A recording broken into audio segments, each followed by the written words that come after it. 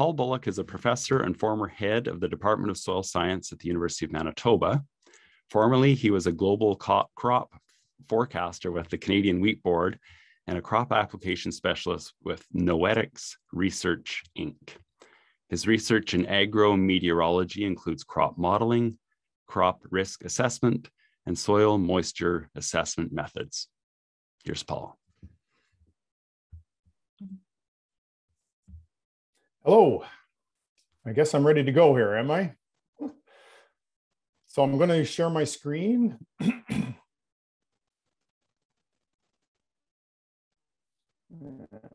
Put it in presentation mode, hopefully. And Jay, if you can just let me know if everything's coming through. You're ready to go, Paul. Okay, thank you very much. Welcome, everyone. Great to be here to share a bit of information about the prairie growing season weather in 2021. So this is the environment side of that trifecta that Jay just introduced to you. And as I used to have to say back in the Wheat Board days when we were doing these kind of briefings, that I'm just the messenger, even though it may not sound all that great. That's what I'm doing, is just telling you like it is. So, okay. So growing season weather in 2021. So any of you that follow some of the information that's provided by Les Henry will know that when we think about a growing season, we have to go back to the previous fall. And Les Henry, for several decades, has been the person who has put together a snapshot of what fall soil moisture conditions are across Western Canada. And this is what he provided last November, a year ago. And what you can see from this, the takeaway is very simple. The majority of Western Canada going into the winter of 2020 was dry or very dry. There were some exceptions, but the majority of the area was dry. So that's kind of where we started things. Everything goes into a deep freeze, and then along comes the spring, and we start to do our cropping. So the way it shaped up was kind of like this. May came along, and it was definitely cooler than normal. Somewhere on average for the month, a couple of degrees. And this was general across the prairies, with the exception of maybe the Peace River region. So basically what we saw to the beginning of 2021 was a cold and dry soil for spring planting, definitely not ideal for germination. And there were issues with flea beetles because the flea beetle control not being as effective, and some very thin canola fields. Just to make sure that things were a little bit uncomfortable, we ended up with a frost late in May. This is a map that's showing the lowest temperature recorded during that last week in May. And if you look closely, there's areas like all of Manitoba and a large area in Saskatchewan experienced either a light to a somewhat heavy frost during that time period. So it ended up, there was reseeding that was taking place because of it. Rainfall in May was quite variable. To characterize it, it really depended where it is you're farming, because we had areas in Manitoba and in the Peace River region that were quite low for precipitation. This is a map showing the percentage of the average precipitation for the month. And then we had areas through the central part of Saskatchewan and Alberta that were near normal, and even some areas that were above normal. So it was highly variable. When we get into June, things changed.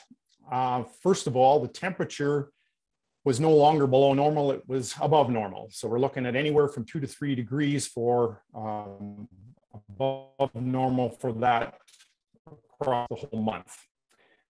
So that was a turnaround for what was happening in May. The precipitation side was still variable, but I would say was drier in tone than it was in May.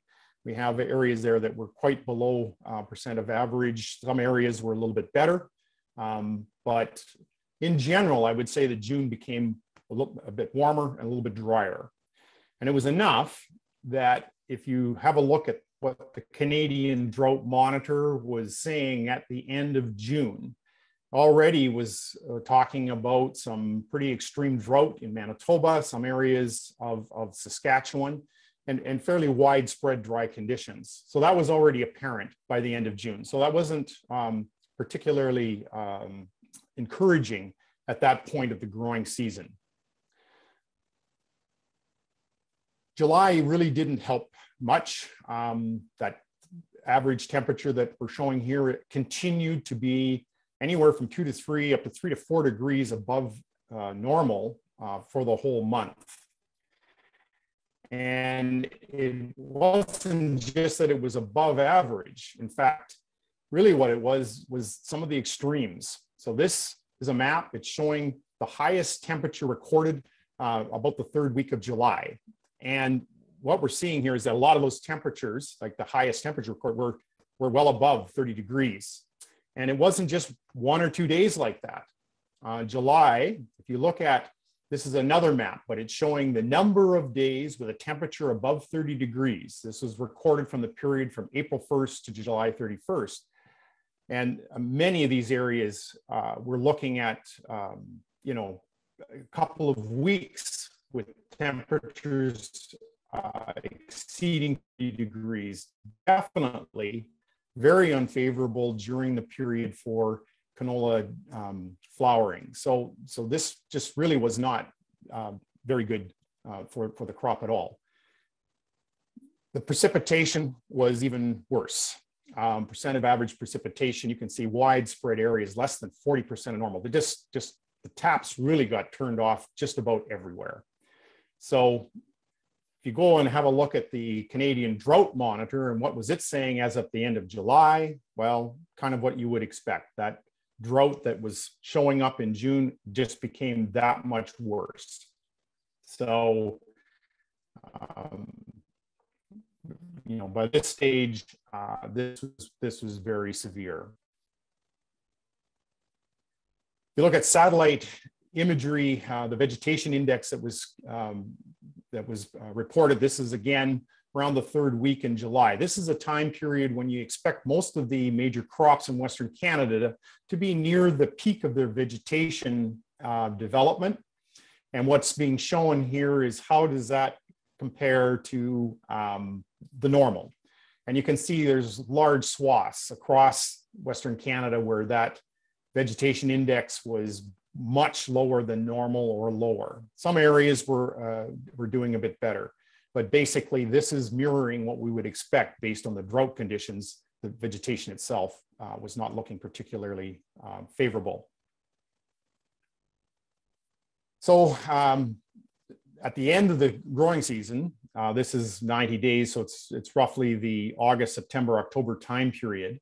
We did see somewhere around the middle of August, places in the eastern part of Saskatchewan and into Manitoba that started to receive rainfall. Some of it much above normal rainfall, but that was far too late to be much help to any of the canola crops by that point in time. It did help with forages. It did help some of the late and longer growing season crops, but you know, it didn't do anything for canola. So this is now in what will be helping to set up what we might expect for fall soil moisture for next year's growing season. And you can see that those drier conditions through Western Saskatchewan and into Alberta, they do not bode well for 2022. It can change between now and then, but it's certainly not starting off wonderfully. So the latest information that I could find from Statistics Canada was what was reported in September for provincial canola yield estimates.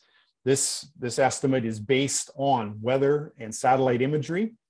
And you can see that 2021 was significantly below the previous 4 years. Even in some of those years were somewhat dry, but 2021, you can see how exceptional it was. If there's any surprise on this chart, it's the fact that that yield estimate for canola in Manitoba was as good as it was, considering how severe the drought actually was in 2021. So like I say, don't shoot the messenger. This is, was definitely not a great growing season for canola yield. In terms of being able to improve, well, I mean, hopefully, we've kind of set a low expectation here, and just about anything would be better than what we saw in 2021. And I'll leave it there.